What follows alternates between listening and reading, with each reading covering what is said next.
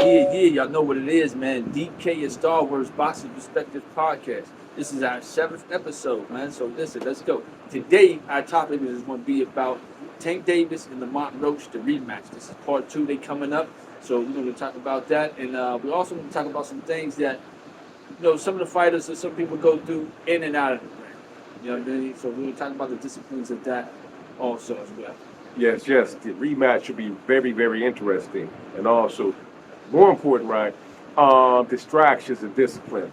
Before we get into the Tank Davis, I know we was talking about the previous Clarissa Shields, right? Yeah. We are boxing fanatics, right? So we're not the only people who noticed it appeared to be a distraction outside the ring. And my partner sent me a post by a gentleman, and he was wondering, is she being distracted by her love life with Papoose and all the drama with Layla Ali and also the rapper Remy Ma? What's your take on that, my brother? Yeah. I hope not, really. But for what it looked at like, with that fight, man, I knew it was some type of distraction. Something was going on because she just wasn't the same to me for us coming out in that fight. It got better as it went on, but from the beginning, like I said, you seen her when she was talking to somebody outside. You don't want that. You don't want nobody at your fight. But you got to look outside out of your corner and look into the crowd and tell them to get their characteristics together. Whatever they was doing was out of character. So now you got to tell them that's a distraction. You don't need nobody that's going to be on your entourage or in your corner like that. I mean, the last thing you want is a distraction for you to go inside of that ring because possibly you could lose distraction and lose that fight. And you had brought up something too that I realized too, that impulsive emotional issue when she was still throwing punches after the bell. Yeah. That's the key to, wait a minute, something's going on. There's an underlying situation going on underneath there. Yeah. If you don't have the professionalism, then when the bell rings, for you to stop immediately and risk not getting disqualified for throwing punches after the bell. Yeah. Right? Psychologically, something got to be going on outside of that ring. Yeah. So I'm gonna say it was the ref's fault because he never even gave her the warning or anything that held her accountable for that. So I'm assuming that she thought it was okay. We know as a professional, it's not okay. But if the ref don't warn you and let you know, hey, stop that, it gives you the heads up to say, hey, let me get back to my professionalism. I know better. Let me stop. So I could blame some of that. I'm gonna blame it on both her and the ref because the ref should have held her accountable as well. Absolutely. And speaking of Tank Davis, I know that previously in the past he had some issues with mental health and domestic violence. Okay. I know, like every troubled guy from the hood, right? Because most boxers come from something, and we utilize the sport to get up out of the mud. I agree. Right? So none of us are squeaky clean. None of us. Me, nobody. Right? However, you got to have some people around you who care for you a lot to make sure that you're doing what you're supposed to be doing, right? Because they benefit off of you also, and they should have your best interests, right? Yeah. And maybe potentially his last fight against Lamont Roach, that he was maybe distracted from his outside life outside of the ring. Yeah. What you think, my brother? I agree. He's facing some distraction right now with with his significant other, which is difficult. To me, I don't agree with domestic violence, or I don't agree with violence on women. Period. To me, this is what I say, man. If you got to put your hands on a woman, you should be ready to leave. You know what I mean? Or you got to take some other measures to where you got to get out of that space. You don't want to be in a space to where you're going to have to physically put your hands on a woman. So you should leave. Or any distraction, period. Whether it's the woman or whatever he's going through outside, I don't care who it is. Once you know and feel out that there's a distraction, or they are a distraction, or it is a distraction, then you have to discipline, or you have to be disciplined within yourself to say, hey, listen, you take a note, this is a distraction to me. I have to cut that out of my life. I had to cut that out. I have a fight coming up. I have some stuff I got to do now. Listen, as they say, you about to get a bag. You about to get another bag. You already have money, but this can add on to your legacy, and this can add on to the continuation of your currency. You know what I'm saying? So you got to cut the distractions out, whether it's a woman or whoever else in your life. I say you got to cut that out. You got to be disciplined enough to do that.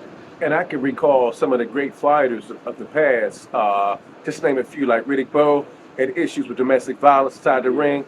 that filter inside the ring with Andrew Galata. I can say Diego Chico Corrales had issues, Yeah. you know. Not saying he would have won against Mayweather, but he could have performed a lot better if he wasn't distracted. All the way down to a lot of fighters that people don't know, like Ike Iabia Butch. He's a guy who could have been one of the greatest, right? Because he pulled off some of the upsets against guys that were supposed to beat him. But actually, he just got out of jail recently, right? But he got jammed up with domestic violence as well. And the thing is I don't advocate domestic violence. I advocate violence prevention. So I believe everyone should get therapy or counseling, period. Number one, but number two, right? You know, situation awareness, you know, understanding that water and oil don't mix.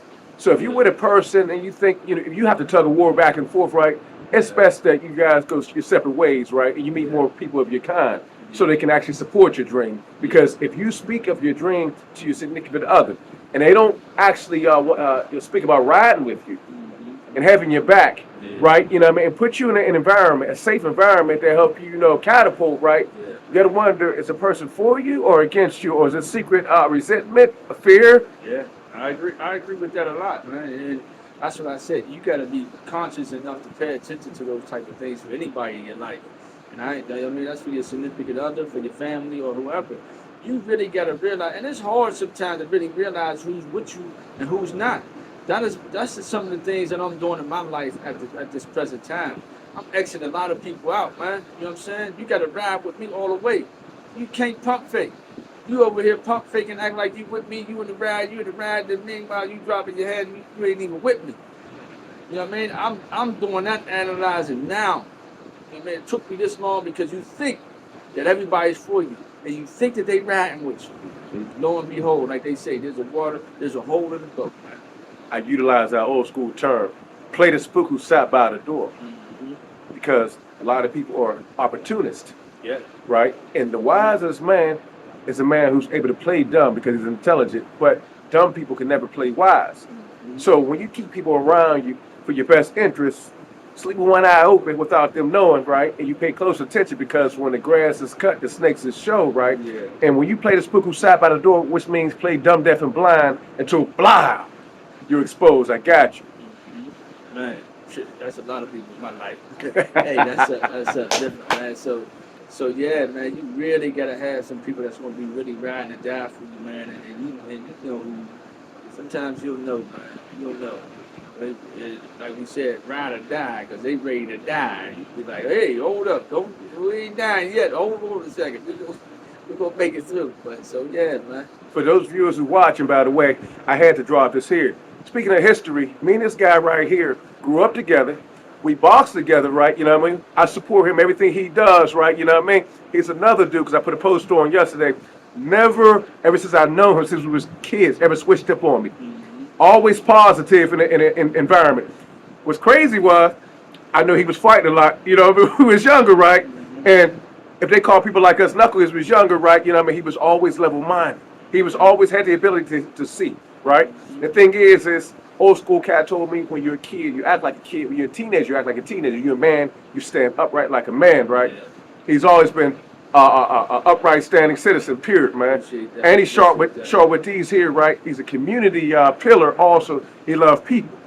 So that's our history too, along with boxing. So you know, right? This ain't just Stallworth and DK's new. I just met him. We go way, way, way, way back, right? Yeah. I feel honored of all people that he chose to do a podcast with, because he know my love for the sport as well. It's just like his. Yeah. We had the same passion. Yeah, definitely. I agree with that. And the same can be said for you. You really never switch up on me, and I appreciate that.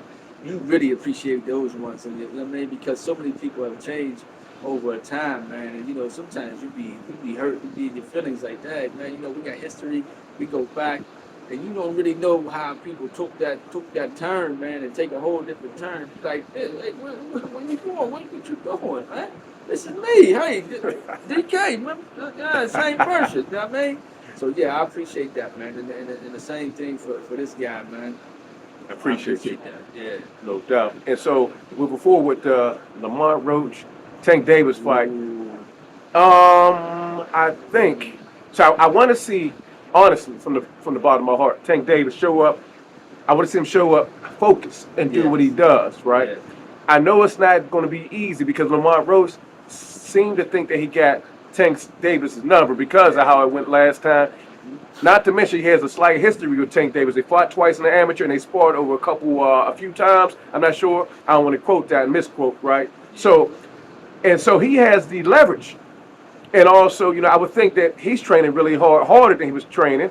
He's confident and he's showing up thinking that he won, although, they say it was a draw last time. So if you ask me who's going to win between Tank Davis and Lamont Roach, I can't answer that. You can't answer that for that. All right. Well, I'll take it out. To me, I'm committed. I'm gonna be loyal to Tank Davis. At the beginning, of course, because he was under Mayweather, I'm just now seeing who he is, and I was evaluating him. And like I said, being a boxer, I wanted him to box more, but I didn't understand what he was doing. You know what I mean? He was calculating his moves. He would let the boxers box, and most of them would wear themselves out, and then he'll make them pay later. So then I had to respect that. I said, oh, this is what he's doing. He's calculating this stuff.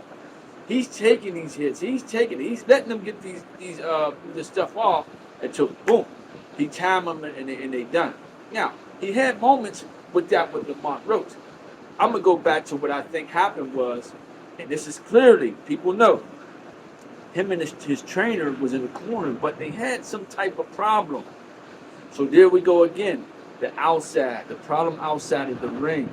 Him and his trainer weren't on the same accord. So I believe on this time, if they lock in, him and his trainer, I believe he could clearly beat Lamont Roach in this part two. Do you think it's going to be unanimous decision or a knockout?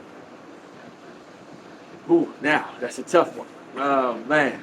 So I don't want to go with knockout because he did hurt Roach in there. But it looked like he didn't have the capacity to jump back on him, and that's what I'm saying. Like before, I thought when he would do that, if he seen that he had you hurt, then he would be able to finish you. But he didn't do it. Now, if they lock in, I don't know. I can't say definitively, so I'm gonna go with either or. Now he probably gonna knock him out, or it's gonna be unanimous. But I'm going with Tank. You know what? Think about it. Tank is not a good fighter, but a great fighter, great counter puncher, and good boxer. Right? I do know that there has been a history of guys who didn't appear to be on the guy whose favorite's level to tend to have his number. For instance, Antonio Tarver beat Roy. Nobody seen that coming. Okay? He had his number. He didn't beat Roy one time. He beat him twice. First time was a draw. They fought two more times. He knocked Roy out the second time. The third one, he outboxed Roy, unanimous decision. So no one's seen that coming. So I know that, like I said, history shows that people that don't appear to be on someone's level, like Leon Spinks beating Muhammad Ali. Okay, and it's like Leon Spinks say, okay, we understand, he's awkward and good fighter, but the great Muhammad Ali. So, not sure if maybe this is one of the cases that Lamont Roach, who a lot of people never heard of, right, pulls it off with Tank. And you got to remember one thing, too. Before someone became a household name, they were a person unheard of also. They were nobodies. Until they had to beat somebody to become somebody. Yeah. Just like before Muhammad Ali was Ali, he was Cassius Clay, right? But he was dominant in the amateurs, right? But before he first walked inside the gym, he was just Cassius Clay, a guy named Cassius Clay. No one knew him, right? Until he had to develop his feet, his hands, his respect, his reputation. Then later on, Muhammad Ali, they became the greatest. But you got to start somewhere. So this might be one of those cases, right, where a star might be born named Lamont Roach. Or this might be one of the cases where the last fight may have been a fluke and Lamont Roach might go to sleep. Yeah, who knows? That's a great thing. That's a great analogy to bring up. But, I'm loyal with Tank, man. I don't think it's one of them cases. It could be. Because you hit it on the nose.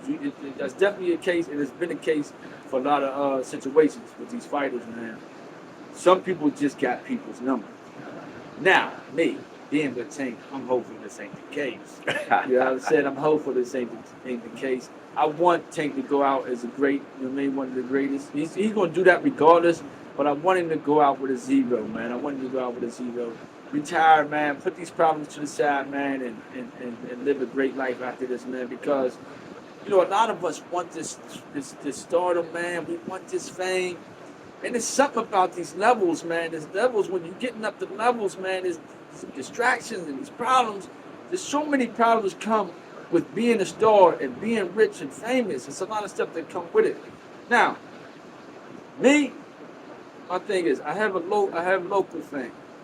And I try to keep God. And to me, one problem is you gotta keep God in the center. Whenever you feel like you're losing your way, or whenever you feel like you're somewhere bigger than whatever you is, you got to get to God, man.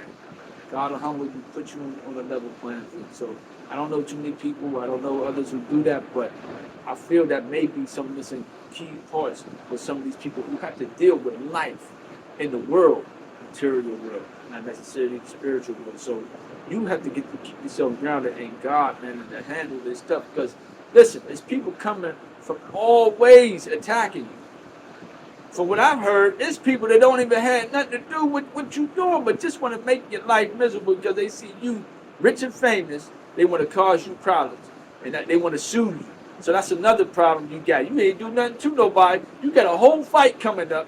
You trying to be focused, and they talk about, DK brushed me at the mall. I want 100 million. You got to go to court, and that's a distraction. You know what I mean? In life, so. Listen, I'm with Tank, man. I'm hoping he can pull this fight off. He can pull this fight off, and he chooses to retire. Go ahead and ride away, man. I firmly agree with what you said. More than anything, man, God first, center of your life. Yeah. Because everything is for him, by him, and everything is authorized by him, and he's the final decree on everything. Yeah. Okay? Now, I do want to see Tank Davis silence the haters. It's because, like you said, right, sometimes people who lack success hate people with success. Okay? Then they become something I call headhunters. People who are in a high position who can be really, really influential of people from the have-nots, right? A lot of people tend to throw rocks and stones and hate those people. Instead of sitting at the feet of those people and asking for the blueprint so they can follow the trail, they throw stones and bricks and hate people like that. These are headhunters. This has been happening with a lot of our celebrities, right? But one thing I want to say, too, we got to keep God first so we will not put ourselves, we minimize ourselves doing things wrong to be subjected to people trying to set traps for us, to begin with. It's a cold war out here, and it's a war going on outside that no one's safe from, right? And you can't see with the physical eye hatred, animosity, resentment, and this guy might shine, and I'm jealous of his shine. Or this guy, he's handsome, I'm jealous. Or I think my old lady's looking at this guy, or that guy's physique is tight, or he influenced the neighborhood, and I'm mad because I influenced the neighborhood. It's a lot of that's going on that these grown men ain't confessing saying, and also even worse, right?